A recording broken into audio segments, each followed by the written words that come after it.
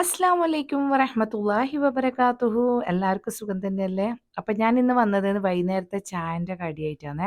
അപ്പം നല്ല അടിപൊളി സോഫ്റ്റ് ആൻഡ് ടേസ്റ്റ് യമ്മി ആയിട്ടുള്ള ഒരു കട്ട്ലേറ്റിൻ്റെ റെസിപ്പി ആയിട്ടാണ് ഞാൻ വന്നിരിക്കുന്നത്. ബീഫിൻ്റെ കട്ട്ലേറ്റ്.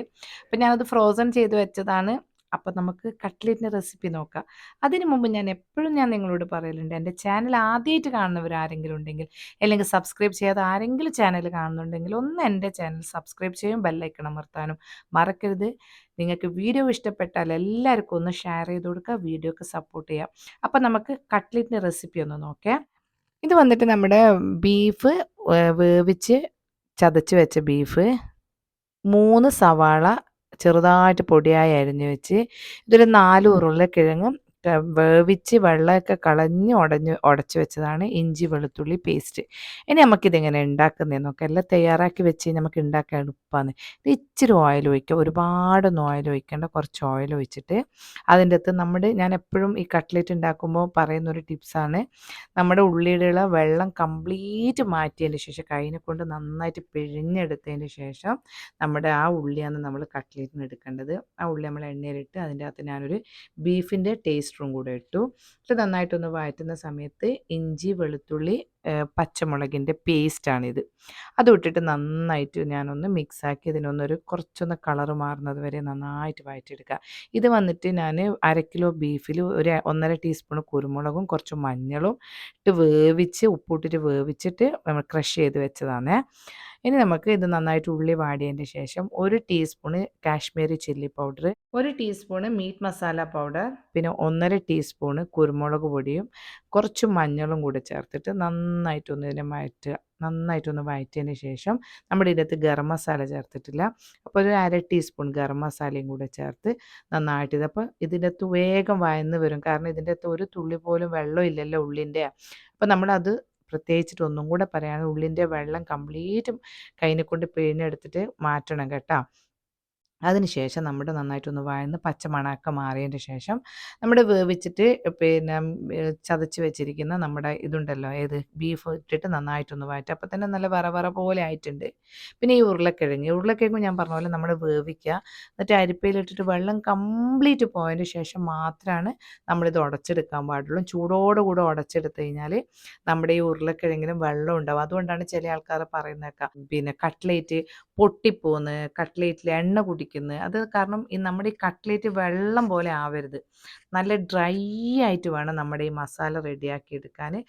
അതെല്ലാം നന്നായിട്ടൊന്ന് വഴന്ന് മിക്സ് ആയതിന് ശേഷം ഞാൻ ഇതിൻ്റെ അകത്ത് ഒരു ചെറുനാരങ്ങയുടെ പകുതി ചേർത്തിട്ടുണ്ട്. അതൊരു നല്ലൊരു പുളിപ്പും കുറച്ച് നല്ല ഉറപ്പൊക്കെ കിട്ടും.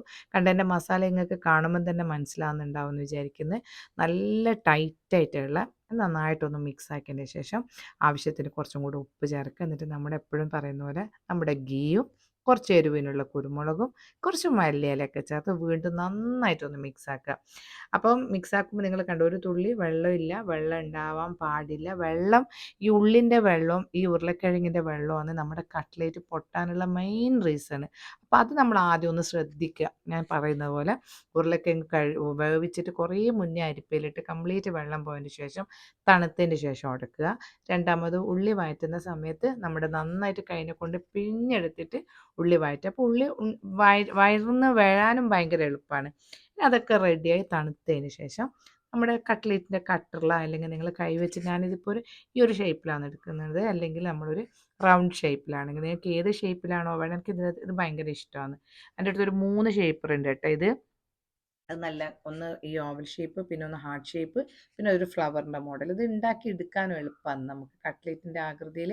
അപ്പം നല്ല അടിപൊളി മൊഞ്ചത്തി കട്ട്ലേറ്റ് നമുക്ക് ഉണ്ടാക്കുമ്പോൾ തന്നെ നിങ്ങൾക്ക് മനസ്സിലാവുന്നുണ്ടാവുമല്ലോ, നല്ല ടൈറ്റായിട്ടുള്ള മസാലയാണ്. ഇത് നന്നായിട്ട് ഇതിൻ്റെ അകത്തിട്ട് നന്നായിട്ടൊന്ന് പ്രസ് ചെയ്തിട്ട് നമ്മുടെ കട്ട്ലേറ്റ് റെഡിയാക്കി എടുക്കാം. കുറച്ച് എണ്ണ തടവിയിട്ട് നമ്മൾ ഇതിൻ്റെ അകത്ത് ഇടുകയാണെന്നുണ്ടെങ്കിൽ ഈ കട്ടറിൽ വെക്കുകയാണെന്നുണ്ടെങ്കിൽ കുറച്ചും കൂടെ എളുപ്പത്തിൽ കിട്ടും. അപ്പോൾ ഇതേപോലെ എല്ലാ കട്ട്ലേറ്റിൻ്റെ മസാലയും ഈ പിന്നെ കട്ടറിലിട്ടിട്ട് നല്ലോണം അമർത്തി നല്ലൊന്ന് പ്രസ് ചെയ്ത് എന്നിട്ട് നമ്മളൊന്ന് ഇതേപോലെ എടുക്കുക.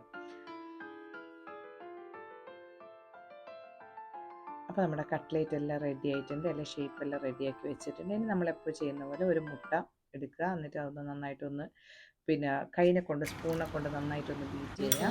അതിൻ്റെ അകത്ത് ഒരു 2 ടീസ്പൂൺ കുറച്ച് വെള്ളം ഒഴിക്കും. കുറച്ച് വെള്ളം ഒഴിച്ചിട്ട് നന്നായിട്ടൊന്ന് അടിക്കുക.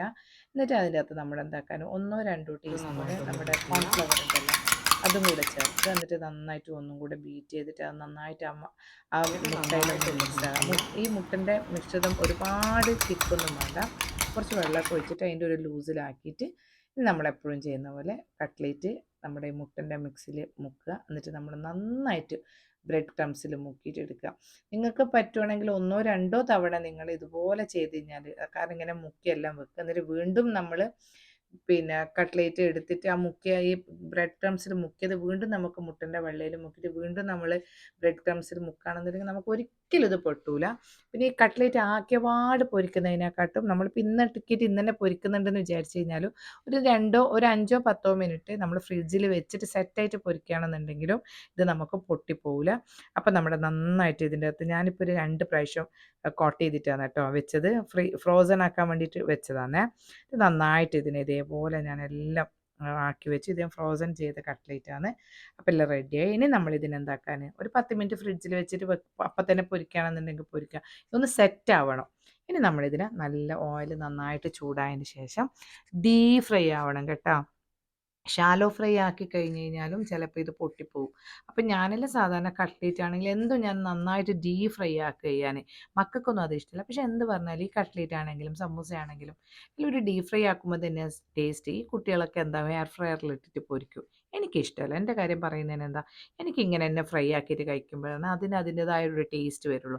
പിന്നെ ഇപ്പോഴത്തെ മക്കൾ ഡയറ്റിങ് കാര്യങ്ങൾ എന്നൊക്കെ പറഞ്ഞിട്ട് അങ്ങനെയൊക്കെ ചെയ്യുമ്പോൾ ഞാനത് കണ്ടു. ഞാനൊന്നും അവരോട് ചെയ്യണ്ടെന്നൊന്നും പറയില്ല. പക്ഷെ ഞാൻ ചെയ്യൂല. അപ്പോൾ നന്നായിട്ട് ഡീപ് ഫ്രൈ ആക്കിയിട്ട് നമ്മളെ കട്ട്ലേറ്റ് കണ്ട നിങ്ങൾക്ക് കാണുമ്പോൾ തന്നെ മനസ്സിലാകുന്നുണ്ടാവുമല്ലോ. ഒന്നുപോലും പൊട്ടിപ്പോയിട്ടില്ല. നമ്മളെ ഈ ബ്രെഡ് ക്രംസ് ഒന്നും ഇങ്ങനെ ചിലത് പൊരിക്കുന്ന സമയത്ത് നമുക്ക് ഇതിൻ്റെ അകത്ത് ഈ എണ്ണേൻ്റെ അകത്ത് പോവില്ലേ, അങ്ങനെയൊന്നും പോവില്ല. നന്നായിട്ട് പ്രസ് ചെയ്ത് പൊരിച്ചൊന്ന് ഫ്രീസറിൽ ഒരു 5 മിനിറ്റ് വെക്കുക. എന്നിട്ട് നമ്മൾ പൊരിച്ചെടുക്കുക. അപ്പോൾ നല്ല അടിപൊളി ടേസ്റ്റ് ആയിട്ടുള്ള നമ്മളെ ബീഫ് കട്ട്ലേറ്റ് എന്തായാലും ഒരു ടേസ്റ്റാണ് അല്ലേ. ചിക്കനും നല്ല ടേസ്റ്റാണ്. ഇതേപോലെ തന്നെയാണ് ചിക്കൻ കട്ട്ലേറ്റ് ഉണ്ടാക്കേണ്ടത്. പിന്നെ ഞാൻ പറഞ്ഞ 1-2 കാര്യങ്ങൾ നിങ്ങൾ ശ്രദ്ധിക്കുകയാണെന്നുണ്ടെങ്കിൽ നിങ്ങൾക്ക് കട്ട്ലേറ്റ് പൊട്ടാതെ കിട്ടും. അപ്പോൾ നോമ്പൊക്കെ വരുമ്പോൾ നമുക്ക് ഉണ്ടാക്കിയിട്ട് ഫ്രോസൺ ആക്കിയിട്ട് വെക്കുകയും ചെയ്യാം. അപ്പോൾ എൻ്റെ വീഡിയോ ഇഷ്ടപ്പെട്ടാൽ എല്ലാവർക്കും ഷെയർ ചെയ്ത് കൊടുക്കുക. നിങ്ങൾ എൻ്റെ വീഡിയോക്ക് സപ്പോർട്ട് ചെയ്യുക. അപ്പോൾ ഇൻഷാ അല്ലാ ഞാൻ ഇന്ന് ഒരുപാട് കടികളൊക്കെ ഉണ്ടായിരുന്നു കേട്ടോ. ചിലപ്പം ഒന്നും ഉണ്ടാവില്ല, ചിലപ്പോൾ കുറേ സാധനങ്ങളുണ്ടാവും. ഇന്ന് കട്ട്ലേറ്റ്, മൂൺ പേയ്, പിന്നെ നമ്മുടെ സമൂസ, പിന്നെ ബനാന ക്രോക്കറ്റ്സ് ഇതൊക്കെ ഉണ്ടായിരുന്നു. എല്ലാം കുറച്ച് പൊരിച്ചു. അപ്പം നല്ല ചായയെല്ലാം അടിപൊളിയായിട്ട് കഴിച്ചു. അൽഹംദുലില്ലാ. അപ്പം നിങ്ങൾ എന്തായാലും എൻ്റെ ഈ റെസിപ്പി ഒന്ന് ട്രൈ ചെയ്തിട്ട് അഭിപ്രായം പറയുക. ഇൻഷാ അല്ലാ അടുത്ത നല്ല വീഡിയോ ആയിട്ട് ഞാൻ ഉടൻ തന്നെ വരുന്നതാണ്. അതുവരെയ്ക്കും എല്ലാവർക്കും അസ്സലാമു അലൈക്കും വറഹ്മത്തുള്ളാഹി വബറകാതുഹു.